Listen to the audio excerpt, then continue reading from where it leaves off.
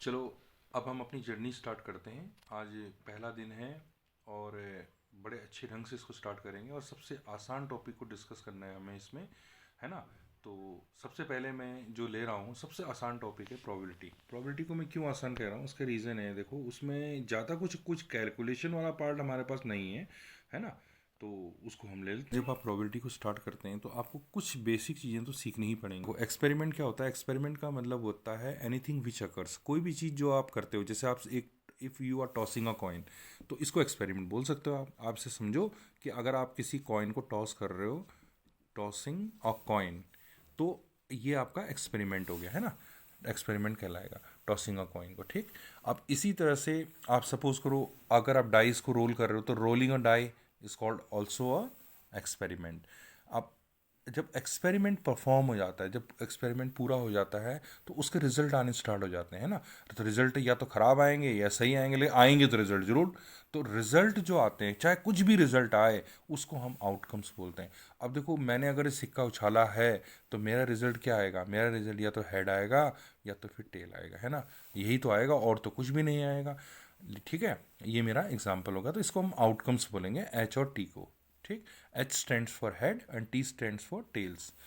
अब नेक्स्ट है sample space. ये सैंपल स्पेस क्या चीज़ है? देखो, सैंपल स्पेस ऐसा होता है कि अगर मैं इसी आउटकम्स को एक सेट फॉर्म में लिख दूं, जैसे मतलब एक एस नाम का एक सेट यूज़ कर लूं, और इसे कर्ली ब्रेसेस के अंदर इस हेड को और टेल को अगर रख देता हूं, तो ये जो आपको सेट दिखाई दे रहा है, this set is called sample space.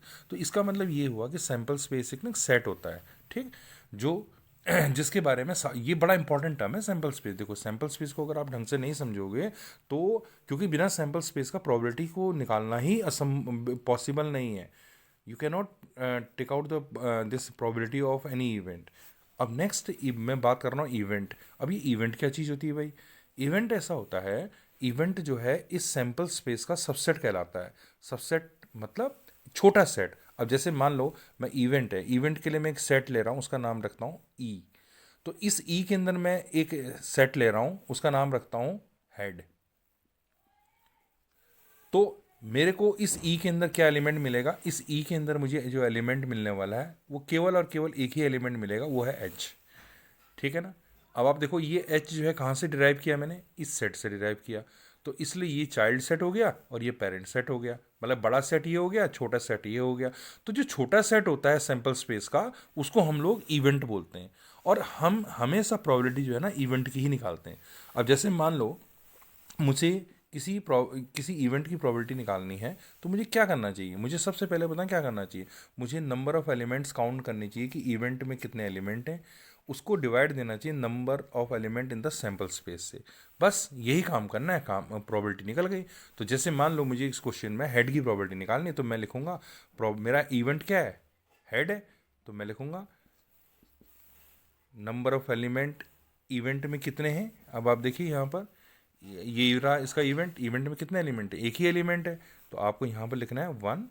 और नीचे सैंपल स्पेस क्या था? सैंपल स्पेस तो आपका ये था। तो सैंपल स्पेस में कितने एलिमेंट हैं? 2 हैं। तो यानी 1/2 इसका आंसर हो गया। तो ये प्रोबेबिलिटी होगी। आप इसको डेसिमल में भी लिख सकते हो 0.5, या 1/2 फ्रैक्शन में भी छोड़ सकते हो। दोनों ही फॉर्म में ये एक्सेप्टेबल है। अब चलो, ये तो होगी बेसिक चीज़ कि प्रोबेबिलिटी कैसे निकालते हैं, इवेंट क्या होता है, सैंपल स्पेस क्या होता है, और एक्सपेरिमेंट क्या चीज़ होती है। ये सब चीज़ें आपको पता होना ही चाहिए, क्योंकि कोई भी आप अगर काम कर रहे हो तो उसकी बेसिक चीज़ों पर आपको फोकस करना ही पड़ेगा, ठीक। भले ही हमारा ये टॉपिक 4 नंबर का है, एक एक 1 मार्क्स का क्वेश्चन और 3 मार्क्स का क्वेश्चन, लेकिन भाई जो क्वेश्चन पूछा जाने वाला है वो इसी लैंग्वेज में पूछा जाएगा। उसमें सैंपल स्पेस वर्ड यूज़ होगा, इवेंट वर्ड यूज़ होगा। तो आप कैसे समझोगे अगर आप इन चीज़ों को नहीं जानते हो तो, ठीक है। तो इसलिए आपको ये पता होना ही चाहिए। अब उसके बाद नेक्स्ट बारी आती है कि कुछ बेसिक चीज़ें आपको और पता होनी चाहिए, जैसे कि किसी भी इवेंट की जो प्रोबेबिलिटी होती है वो हमेशा 0 और 1 के बीच में लाई करती है। कहने का मतलब ये हुआ कि प्रोबेबिलिटी या तो 0 से बड़ी होगी या 0 के बराबर होगी, या 1 से छोटी या 1 के बराबर भी हो सकती है। अच्छा, अब 0 कब हो सकती है प्रोबेबिलिटी? 0 कब हो सकती है? जब प्रोबेबिलिटी आप किसी इम्पॉसिबल इवेंट की निकाल रहे हो।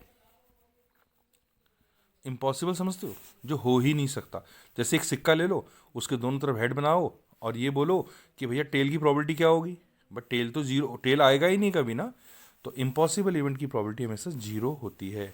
अच्छा, एक और चीज़ है श्योर।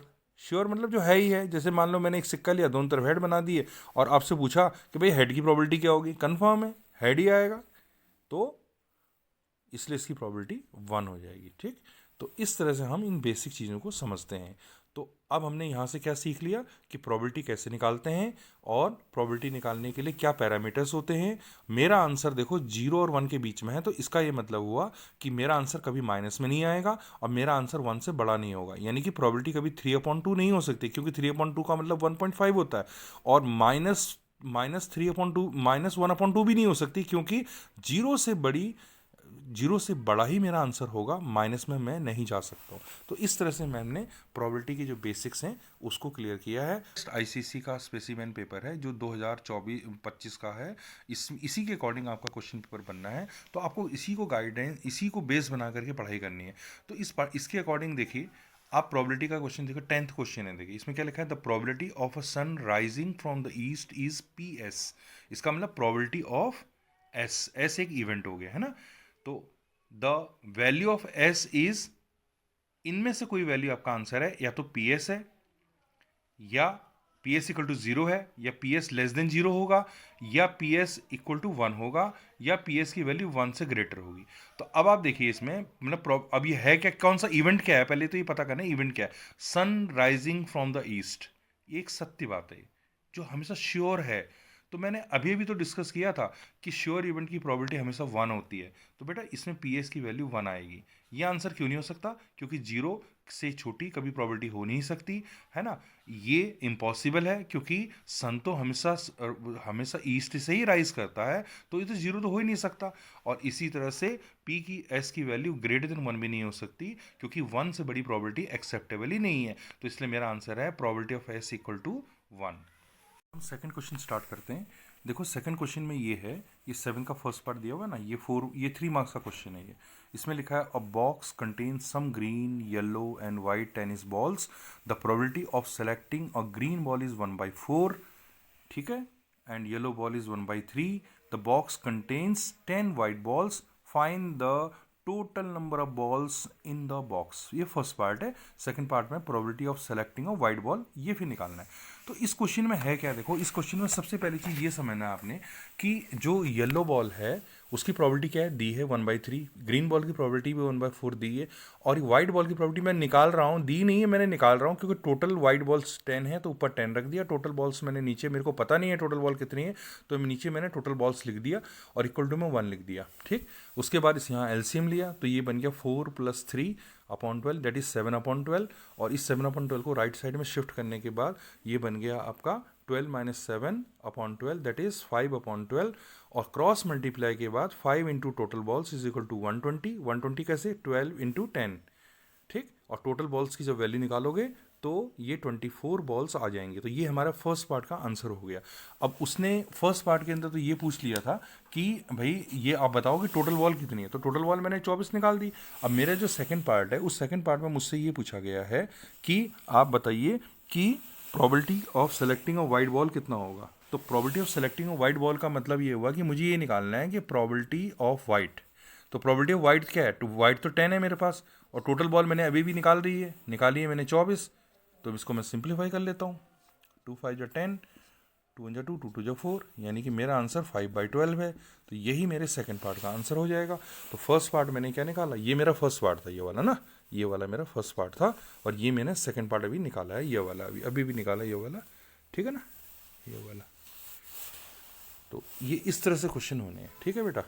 तो प्रोबेबिलिटी के अंदर क्या मेन इंपॉर्टेंट है कि सैम्पल स्पेस के जितने एलिमेंट हैं वो सब आपने अपॉन में रखने हैं, और फेवरेबल आउटकम्स ऊपर रखना है, मतलब जो उसकी फेवर में, जैसे वाइट के फेवर में 10 है तो ऊपर 10 रख दिया, टोटल बॉल नीचे रख दी मैंने। तो ये बड़ा इंपॉर्टेंट चीज़ है, इस चीज़ को आप भूलना मत, ठीक है। इस क्वेश्चंस के थ्रू हम लोग क्या करेंगे, एक बेसिक आइडिया लेंगे कि हमारे सैम्पल पेपर में हमारे लिए कौन सा क्वेश्चन फिट बैठता है। तो मैंने प्रोबेबिलिटी को जो है 4 मार्क्स के लिए लिया था, तो आज ये 4 मार्क्स का जो कॉन्सेप्ट है वो फिनिश होता है, क्योंकि 4 मार्क्स के अंदर हम ये देख रहे हैं कि एक तो कॉन्सेप्चुअल क्वेश्चन पूछा और एक ऐसा 3 मार्क्स का क्वेश्चन पूछ लिया, इसमें 2 पार्ट बना के दिए हैं उसने, ठीक है। तो आज हमें प्रोबेबिलिटी को जो है प्रिपेयर करना है, ठीक।